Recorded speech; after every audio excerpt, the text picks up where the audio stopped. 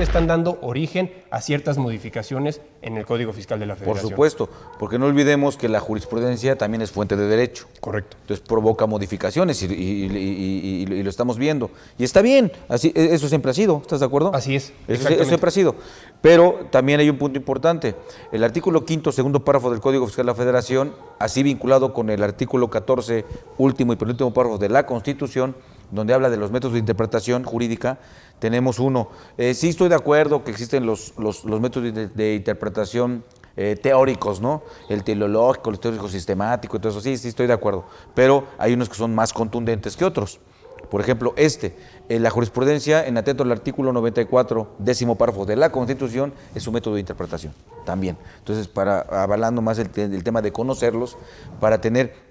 Y yo diría que son un tanto cuanto más contundentes. ¿Por qué? Porque esos criterios devienen de ¿qué? De juicios, donde ya se analizó, donde se vio qué se probó, qué no se probó, y se dan un resultado. Ya sobre cuestiones prácticas. Lo que estamos comentando acá es ver también la reforma a la luz de la experiencia, la expectativa que tenemos en el ámbito de la defensa fiscal. O sea, ¿cómo voy a defender lo que ahorita tú estás entendiendo de que debes hacer de la reforma? ¿Me explico? Claro. ¿Va a tener defensa o no va a tener defensa? No nada más es lo que la ley dice, es verlo de una forma, yo lo he mencionado algunas veces, de una forma ecléctica, ¿sí? Sí, correcto. Al ámbito del derecho, estamos hablando de leyes fiscales, estamos hablando que se vinculan con otras leyes, ¿sí? Civiles, mercantiles, laborales. Entonces, en este orden de ideas, no perdamos de vista eso, porque si no la autoridad, si de por sí venía aplastando y la defensa no es mucha, es poca, son más los contribuyentes que buscan negociar con la autoridad, que cumplen los créditos fiscales que les determinan, a los que van a la defensa. Entonces, ese es el sentido del comentario. Y fíjense, un punto importante que está aquí en el artículo 17b, donde la autoridad está tomando también cuestiones que tienen que ver con una debida diligencia, ¿no? Por ejemplo, correcto, con sí. el cuidado, con mitigantes de riesgos. Un mitigante de riesgo en donde tenemos que pensar hacerlo desde el punto de vista corporativo, ya sea que nazca una sociedad o que ingrese un socio a la sociedad, ya sea de manera directa o indirectamente. Vean lo que tenemos ahora en el artículo 17b, que también hay que verlo a esa luz, ¿no, amigo? Claro, sí, inclusive me gustaría que lo pudiéramos proyectar. Es algo relevante, es algo nuevo en medida de que el hecho de que un contribuyente, persona física, se encuentre como irregular en el cumplimiento de sus obligaciones fiscales y ya haya sido descubierto por la autoridad fiscal, vamos a llamarlo así, contamina a la sociedad en la que llega, si es que este contribuyente... Bueno, en mi pueblo le decimos diferente. Bueno, sí viene a perjudicar, para ser un poquito más cercanos al concepto que no se acerca todavía. No, todavía no se acerca. Todavía no, amigo. Bueno, falta mucho barrio todavía para acercarse. De alguna manera estas omisiones contaminan, perjudican a la persona moral, en donde este contribuyente persona física finalmente se incluye como un socio, cuando este contribuyente persona física cuenta con el control efectivo de la persona moral. Y esto da pauta o abre la posibilidad de que las autoridades fiscales puedan negar el otorgamiento de la firma electrónica avanzada, así como de los certificados de sello digital para expedir comprobantes fiscales. Es decir, como persona moral, la autoridad fiscal me dice no te doy firma o no te doy sellos porque el socio o accionista que cuenta con el control efectivo de la sociedad se ubica en alguno de los supuestos del artículo 17H, fracción 10, que se refiere justamente a aquellos que ya agotaron el procedimiento del artículo 17H bis, es decir, el de restricción del certificado de sello digital, y no lograron desvirtuar la omisión que se les atribuyó en ese procedimiento. La fracción 11, que se refiere a los contribuyentes conocidos como EDOS, es decir, aquellos que se les inició el procedimiento del artículo 69b en los primeros 4 párrafos, es decir, se presumió que estaban expidiendo comprobantes fiscales que amparan operaciones inexistentes y tampoco lograron en aquel procedimiento dejar sin efectos esta presunción y se encuentran definitivamente en los famosos listados del SAT, o en la fracción 12, que se refiere a aquellos contribuyentes que estuvieron transmitiendo indebidamente pérdidas fiscales. Claro. Si el contribuyente persona física se actualiza alguno de estos supuestos, la autoridad fiscal negará el otorgamiento de la firma electrónica o del certificado de sello digital. Ahora, ¿qué debemos entender? Que un contribuyente tiene el control efectivo de una sociedad. Para tales efectos debemos remitirnos a lo que establece el cuarto párrafo, incisos A, B y C del artículo 26 que se refiere a los supuestos de responsabilidad solidaria, ¿no, amigo? Y palabras más, palabras menos, por supuesto, la sugerencia siempre es tenerlos en cuenta, pero bueno, se refiere a que un socio o accionista pueda imponer sus decisiones en la asamblea, tenga cuando menos el 50, o bueno, el derecho de voto de cuando menos el 50% de las acciones, o inclusive tenga el control de la administración y la dirección, la toma de decisiones en la empresa. Si este contribuyente cuenta en esos términos con el control efectivo de la empresa solicitante de la firma y tiene estas omisiones, tiene este antecedente negativo, entonces la autoridad fiscal va a negar el otorgamiento de la firma. Entonces, como lo comentaba el contador Miguel Ángel, una debida diligencia es importante para poder detectar este tipo de riesgos. Finalmente la intención siempre es cuidar a la empresa, cuidar al cliente, cuidar al contribuyente, en la medida que el contribuyente también se deje cuidar.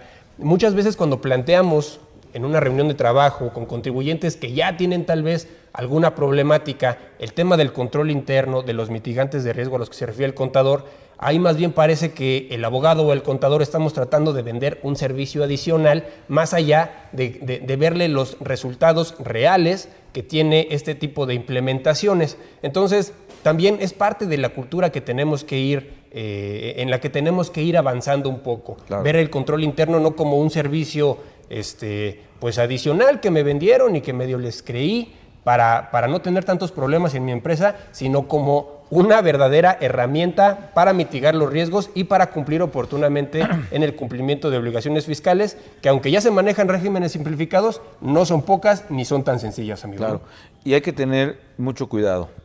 Pensar siempre en lo que estoy haciendo ahorita en función del futuro. Hoy día puedo llegar a ir con el notario, que me haga un acta constitutiva de cualquier tipo de sociedad, o elaborarla yo y llevarla ante el notario. El notario lo único que me va a pedir es esa carta de buena conducta. Sí.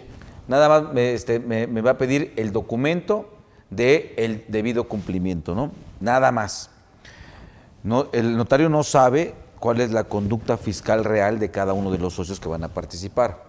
Y a lo mejor dice, no hay ningún problema, tráeme. El notario va a pedir lo que a su alcance esté, lo que a él le deja cierto en ese momento. Sí.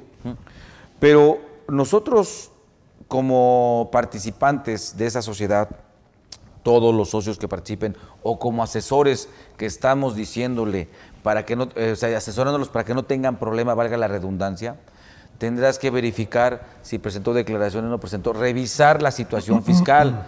Bueno, eso, por ejemplo, nosotros toda la vida lo hemos hecho, siempre cuando se va a hacer una estructura corporativa se pide la información, se pide todo eso, para ver que no haya ningún pecadillo, porque esto de facto la autoridad ya lo venía haciendo.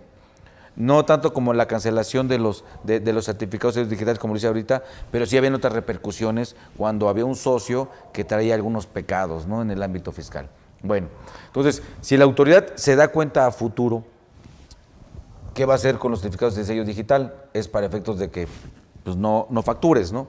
¿Por qué? Porque es muy fácil decir, oye, pues ábrete esta empresa. O sea, muchas veces los empresarios abren empresas a dice siniestra, tienes a su notario de confianza y ya sin mayor problema les apertura. No olviden lo que pasó a principios de este mes, A principios de este mes, 1,200 notarios, ¿sí?, les suspendieron su permiso.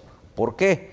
Fueron muchas las razones, y muchas de las razones son ¿por qué? Pues por hacer cosas indebidas. De hecho, hay una figura pública importante en el ámbito político, que siendo notario también le cancelaron su notaría. ¿Esto también qué quiere decir, muchachos?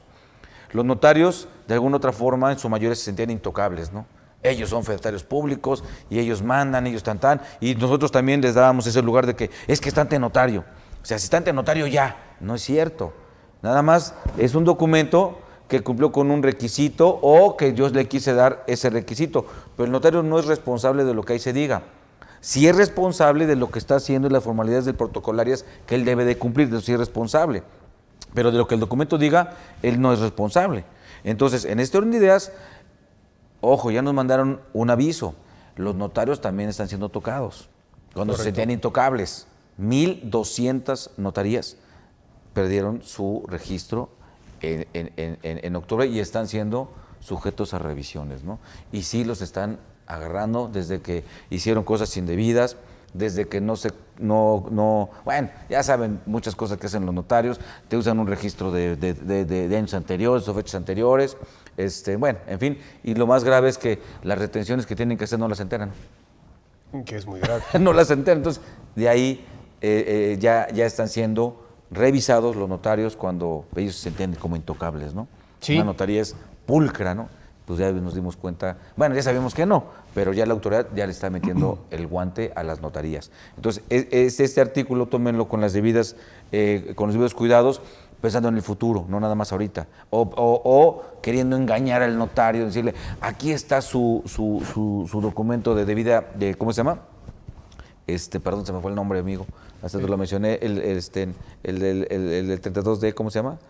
El debido cumplimiento. El documento de debido cumplimiento, oye, espérame tantito. O sea, si yo puede que lo tenga, pero no sé bien toda su historia, ¿no? De todo lo que trae ese contribuyente. Entonces, se están inscribiendo al RFC o dicen, no, alguien que no tenga historia. Ajá, pero vas a cuidar su historia fiscal para que en 2, 3 años él siga cumpliendo y no venga la autoridad y a la luz de este artículo 17H te diga, pues te cancelo todo, ¿no? Claro. Sí, desafortunadamente algunos notarios, a veces sin querer, porque digo, finalmente no podemos hablar de una mala intención o de una intención de defraudar, se volvieron como parte de la cadena de defraudación fiscal en la medida de que pues, coadyuvaban o a lo mejor no tenían ellos una debida diligencia respecto a los socios que iban a constituir una persona moral, y en esos términos, como les comento, se volvieron parte de este eslabón, inclusive dentro de los requisitos de fecha cierta que se establecieron en una jurisprudencia de la segunda sala de la Suprema Corte de Justicia a partir de diciembre de 2019, los esquemas de defraudación fiscal en algunos casos adoptaron el hecho de estar sistemáticamente tal vez obteniendo una copia certificada o una ratificación de firmas ante notario de contratos que amparaban operaciones inexistentes. Entonces, de esta forma, pues yo considero que es algo positivo que así como estamos bajo escrutinio y bajo el ojo de la autoridad, los contribuyentes, pues también los notarios, ¿no? Finalmente la idea es cumplir y la idea es cumplir en términos de lo que establece la ley, no pagar el tributo de manera proporcional y equitativa, y que en esa medida los notarios también sean pues un eslabón que favorece a que cumplamos con obligaciones y no un eslabón que favorece a que cometamos defraudación fiscal.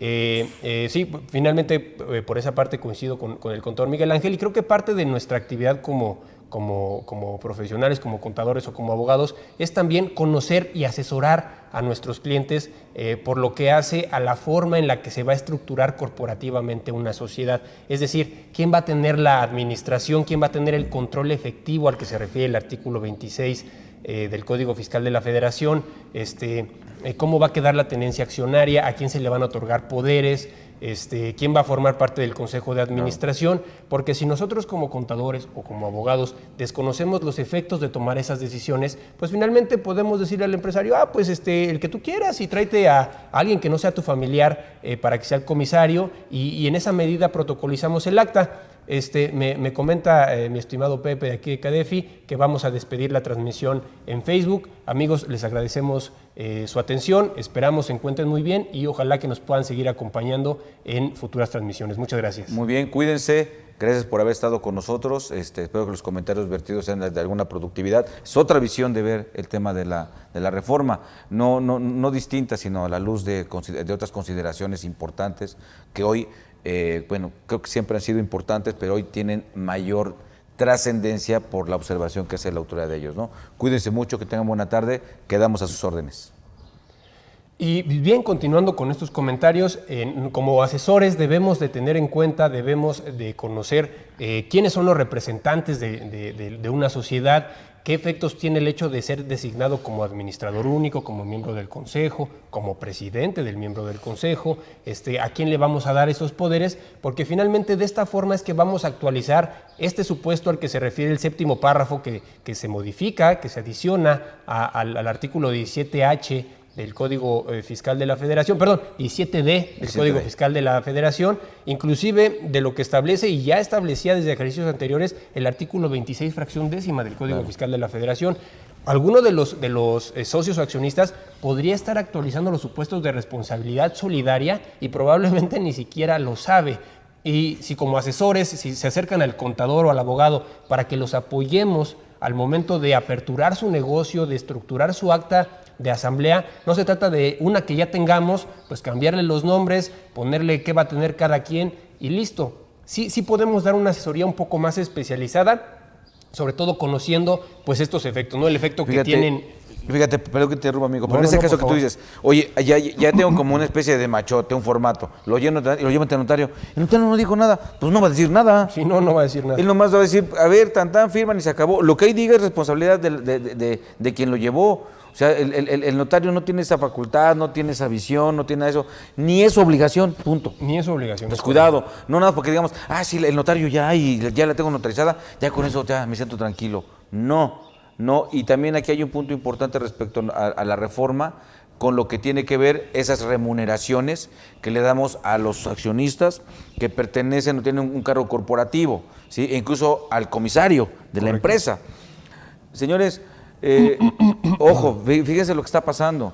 La autoridad sabe perfectamente bien esos honorarios, esos que son los emolumentos que marca la ley, que tienen derecho, claro, depende del tipo de sociedad que estemos utilizando, siempre hay la posibilidad de darle una remuneración a los socios o extraños, bueno, o distintos personajes a los socios que tengan una parte administrativa en lo que es la parte corporativa de la sociedad. ¿Sí? Lo que tiene que ver con el manejo y directriz de la sociedad, el cumplimiento de las obligaciones que la Ley General de Servicios Mercantiles marca a la sociedad.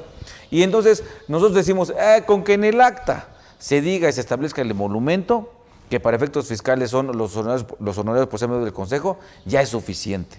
Pues, ¿qué creen? Que no.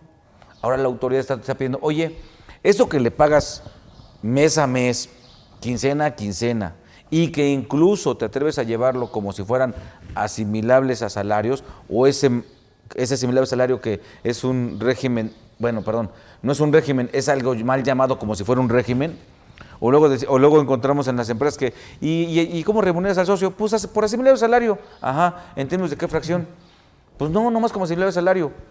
No puedes materializar, ojo, no puedes materializar, porque incluso ni siquiera tienes las reglas de lo que hoy se conoce como un gobierno corporativo, o sea, cómo funciona, las reglas de cómo funciona la parte de la interacción entre los accionistas y entre la empresa, ¿sí? Eso no lo tienes, que es lo que podemos llamar a grosso modo gobierno corporativo, los cuidados que hay que tener para que no el socio mayoritario haga lo que se le antoje, ¿sí?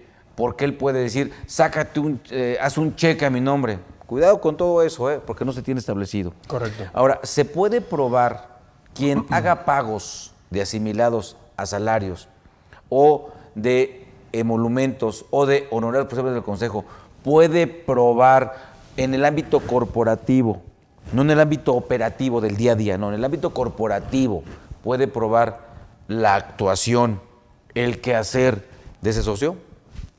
La mayoría no puede. Y donde el autor dice, pues, ¿qué crees?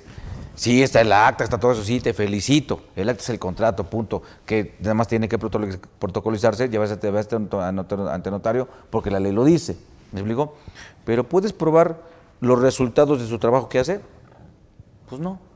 ¿Y qué te va a decir con las deducciones? Adiós. Y te lo va a recaracterizar y te va a decir, eso no me vengas con que es honorario por ser miembro del Consejo. No me vengas que es asimilado. No me vengas a decir esto. Eso es dividendo. Y te lo va a recaracterizar porque no hubo razón de negocio. No puedes probar. Cuidado con eso, tengan mucho cuidado. Cuidado con eso, las disposiciones se están enfocando hacia esos puntos y van a tocar esos temas. La autoridad ya se está, ¿cómo se dice? Tallando las manos en decir, mira todo lo que podemos todavía recaudar y del pasado. A lo mejor ahorita sí, por el tema de la pandemia, la situación económica está, pero el pasado, ahí fue donde lo hiciste. Correcto. Hace 3 años, hace 4 años. Cuidado con eso. Por favor, tengan muchos cuidados respecto de esa directriz que tiene ahorita el tema de la reforma. Es ejercer facultades, pero te lo van a ejercer por el pasado.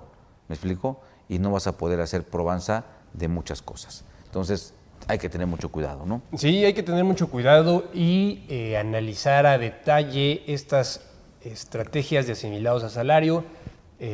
Reiteramos el comentario, no es nada nuevo, estamos descubriendo el hilo negro.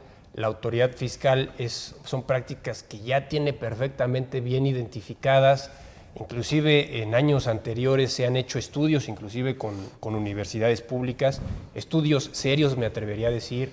Su servidor tuve oportunidad de revisarlos y me parece que son estudios que están enfocados a una realidad de muchas empresas en donde se adoptan estos esquemas, perdón, que no es que sea indebido, o sea, un socio accionista bien le puede prestar, y muchas veces sucede, bien le puede prestar un servicio a su empresa. Estoy completamente de acuerdo, eso sí sucede. Sin embargo, si los pagos no tienen razón de negocio, si este servicio que le presta a la empresa no se puede materializar, no se puede demostrar, no se relaciona en muchas ocasiones ni siquiera con el objeto social de la sociedad, por otra parte no se cumple con el pago de los impuestos que se retienen, en fin, se implementan de manera equivocada estos esquemas, pues lo único que estamos creando es una contingencia a futuro y una contingencia importante, porque como lo comentaba el contador, adiós a las deducciones, se va a recaracterizar la operación y se van a quitar los efectos de un pago como que se asimile a salarios y se va a dar el efecto de un dividendo y pues bueno, hagamos cálculos, hagamos cuentas, no es una contingencia menor.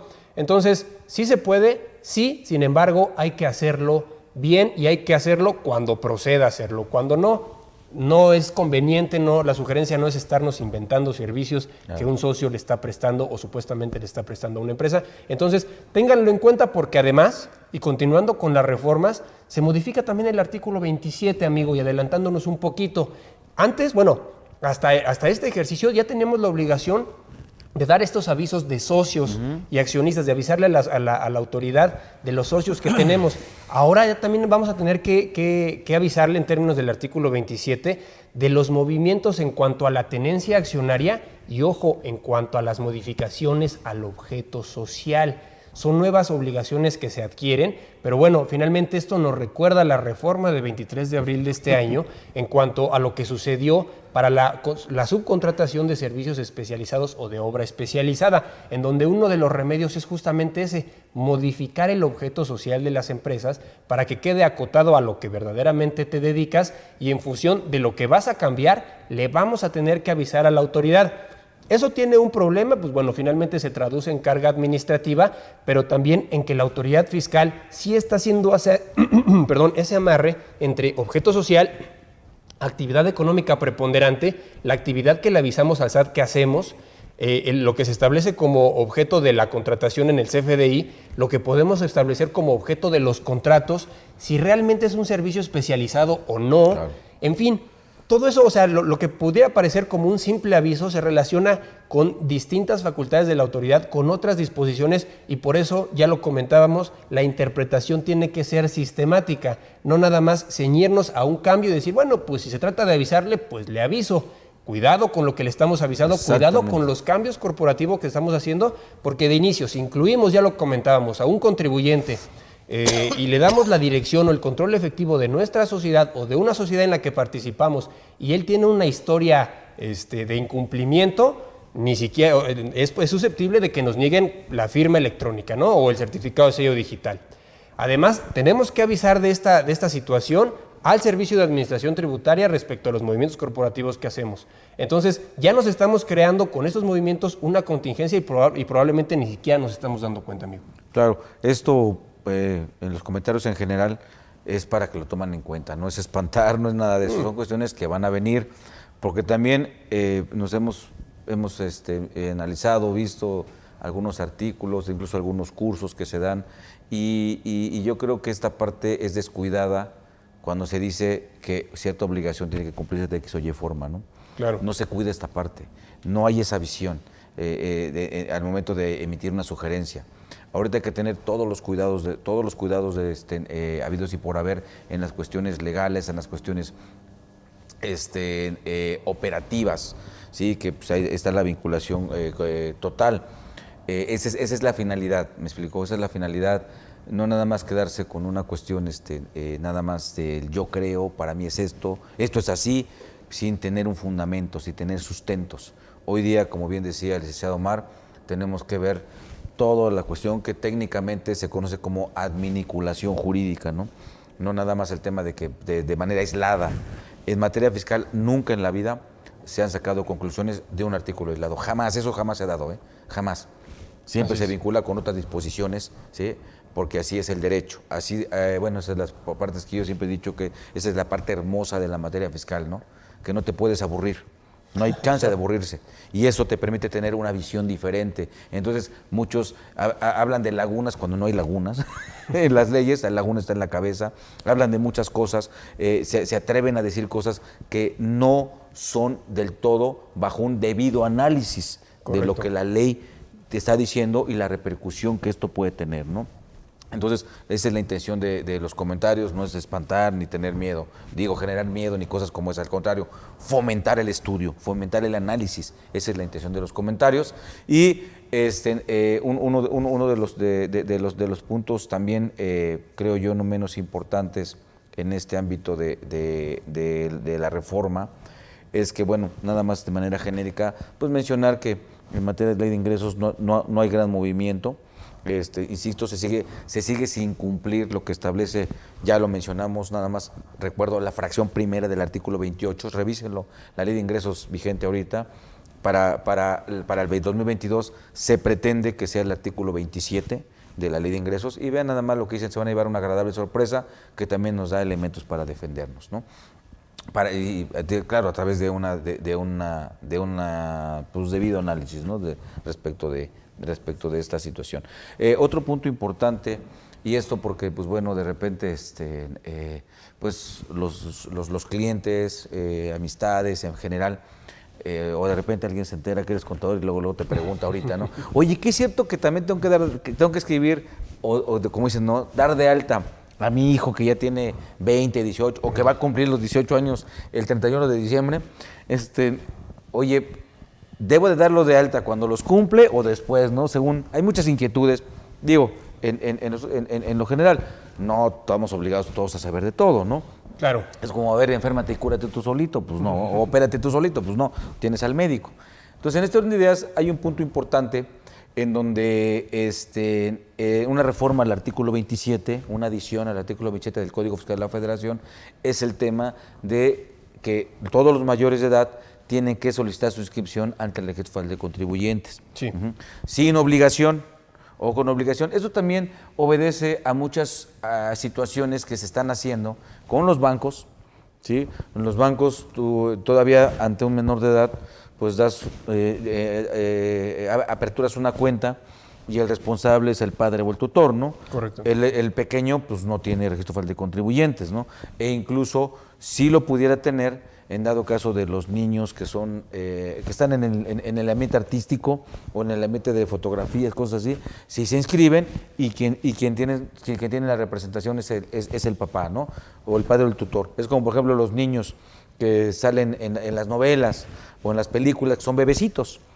Esos bebés, pues todavía no están ni manifiestan su voluntad bajo ninguna circunstancia, pero salen en la foto, salen en la película, salen en el comercial y no podemos decir que el papá los renta, eso también es parte del lenocinio y está prohibido. ¿Quién se inscribe al registro de contribuyentes? Quien se inscribe es el pequeño, nada más que el papá, el padre del tutor, firma por él, ¿sí? Como su representante legal para efectos fiscales. Entonces, no eso ha sido siempre, ¿no? Un menor de edad también puede ser inscrito y no nada más un mayor de edad. El único tema acá es que se está usando para efectos de muchas operaciones de lavado de dineros y bla, bla, bla, para verdaderamente el lavado de dinero e incluso para crear empresas fantasmas a personas, a jóvenes que, pues bueno, lamentablemente se les llama la población vulnerable, ¿no? Cierto. Les falta experiencia, les falta conocimiento y a lo mejor pues confían en que alguien les dice, no hay ningún problema, ven, préstame tu nombre para abrir una sociedad, y te voy a dar tanto recurso. Ahorita como están las cosas del ámbito financiero, y aunque no estén así, como joven te dicen, te van a dar una lana, dices, pues qué óvole, ¿no? Si le entro. y finalmente, no, tú no te preocupes, yo voy a ser responsable, tú no vas a tener ningún problema. De hecho, pues nada más el comentario, a uno de mis hijos le pasó, le hicieron una invitación, el papá de un amigo de él, y pues le digo, a ver, espérame tantito, ¿qué es lo que te están ofreciendo? ¿No? Me dice, ¿sabes qué? Aléjate de él y cuéntaselo lo más que se le tengas y no vuelvas a tener contacto con esa persona. ¿Sí? Entonces, eso está ocurriendo. Entonces, para efectos de que, no, ya la responsabilidad es tuya, toman mayores de edad. Toman mayores.